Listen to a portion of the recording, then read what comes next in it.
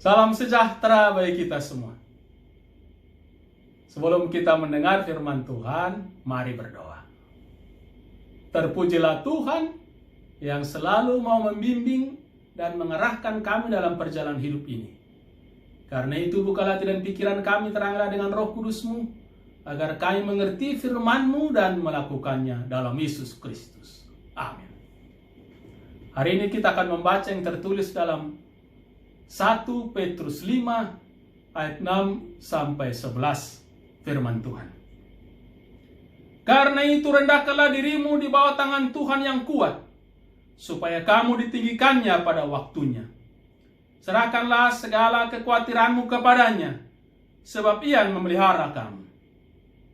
Sadarlah dan berjaga-jagalah. Lawanmu si iblis berjalan keliling sama seperti singa yang mengaum-ngaum dan mencari orang yang dapat ditelannya. Lawanlah dia dengan iman yang teguh. Sebab kamu tahu bahwa semua saudaramu di seluruh dunia menanggung penderitaan yang sama. Dan Allah, sumber segala kasih karunia, yang telah memanggil kamu dalam Kristus kepada kemuliaan yang kekal, akan melengkapi, meneguhkan, menguatkan, dan mengokohkan kamu sesudah kamu menderita seketika lamanya. Ialah yang punya kuasa sampai selama-lamanya. Amin. Yang berbahagia ialah mereka yang mendengar firman Tuhan dan melakukannya. Percayakanlah kepada Tuhan bahwa Bapak, Ibu-ibu, dan saudara-saudaraku yang dikasihi oleh Tuhan kita, Yesus Kristus. Ngapain kita selalu begini? Kita selalu saja kalah dan merugi. Padahal kita punya kemampuan untuk melawan dan menang. Mengapa kita tidak berjuang untuk menang aja?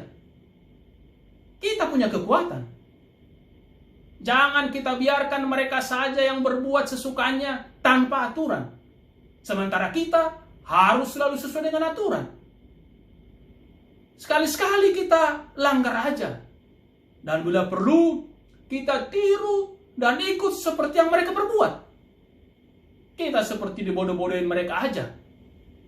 Seolah-olah kita tidak mampu berbuat apa-apa. Padahal kita mampu. Bagaimana ini? Saudara-saudara, ini adalah ungkapan hati dari seseorang yang merasa diri berbeban karena menjadi pengikut Tuhan.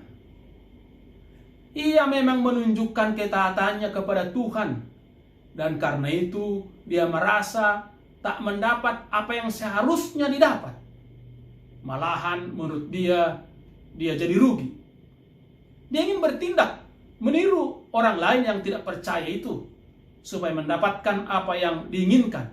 Atau paling tidak sama seperti orang lain yang tidak percaya itu. Saya bersyukur bahwa dia masih mau berkomunikasi dulu dengan pendetanya sebelum dia bertindak. Saudara-saudara, surat 1 Petrus dituliskan untuk menguatkan iman para pembacanya yang sedang mengalami tekanan dan penganiayaan karena percaya kepada Tuhan. Di dalamnya Petrus mengingatkan pembacanya tentang kabar baik, yaitu tentang Yesus Kristus yang sudah mati, hidup kembali, dan berjanji akan datang lagi untuk menjemput orang yang tetap percaya kepadanya untuk menikmati hidup yang membahagiakan dan kekal.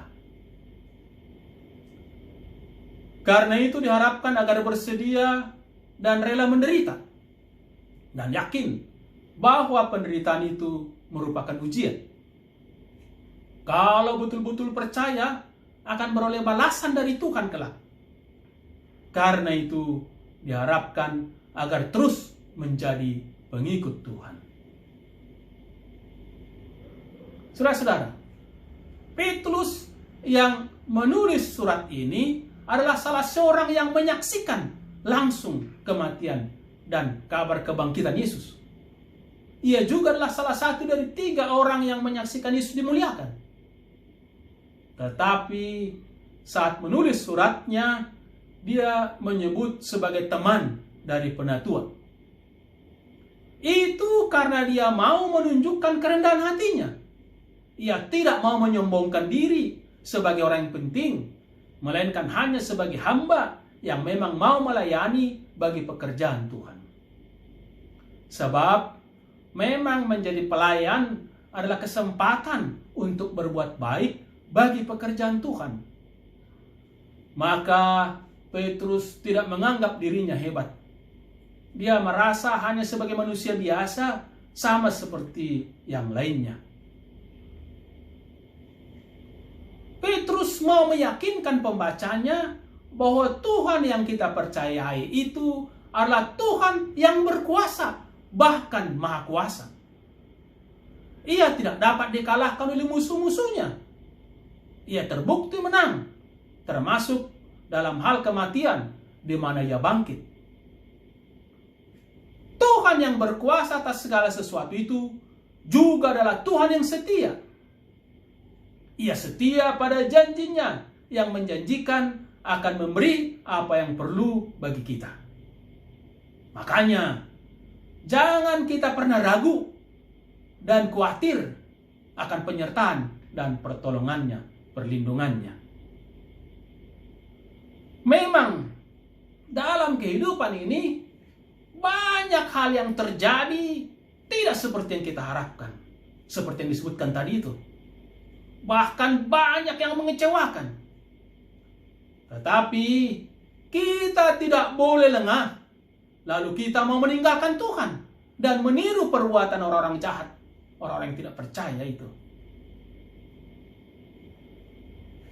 Kita memang dituntut untuk taat dan setia kepada Tuhan, apapun yang terjadi.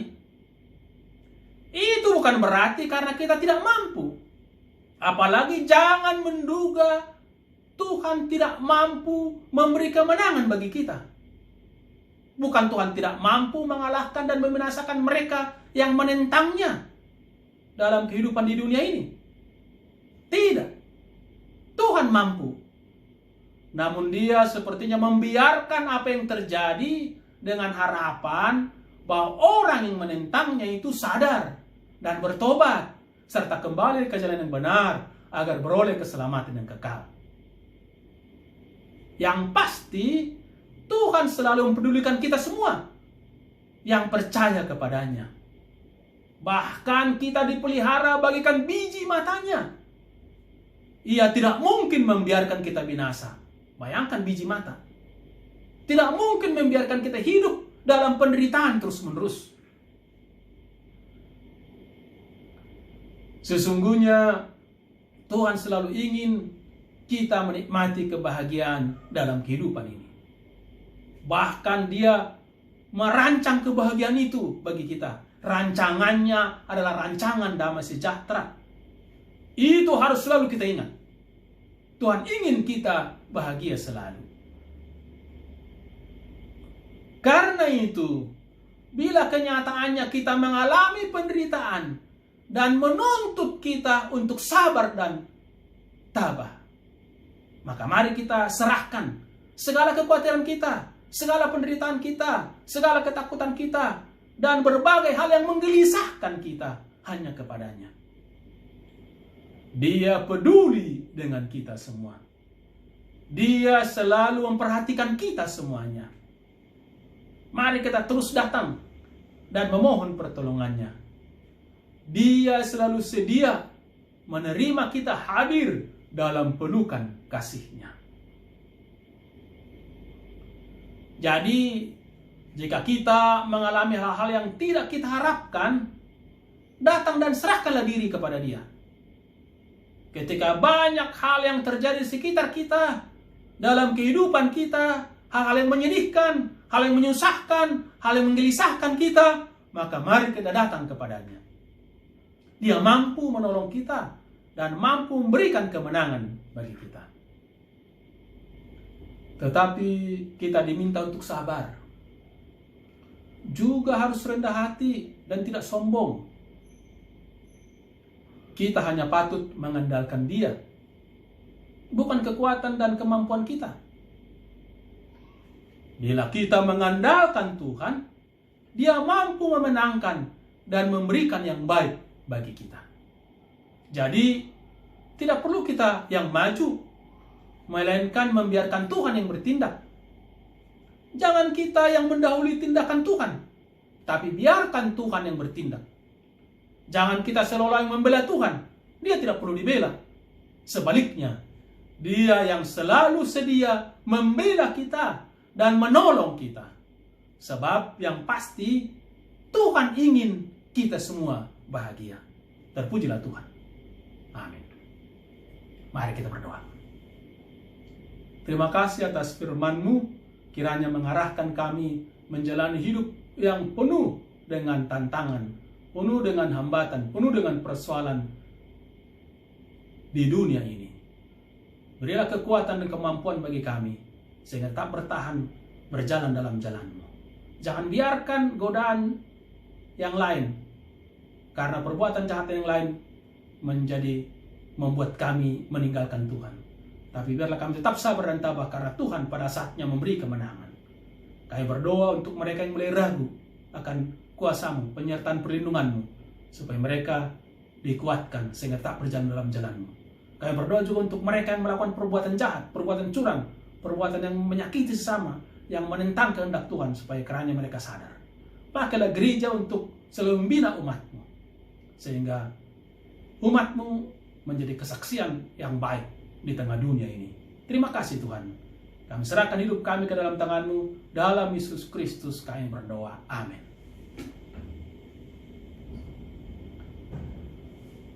Tuhan menyertai dan memberkati kita sekalian. Salam penuh kasih.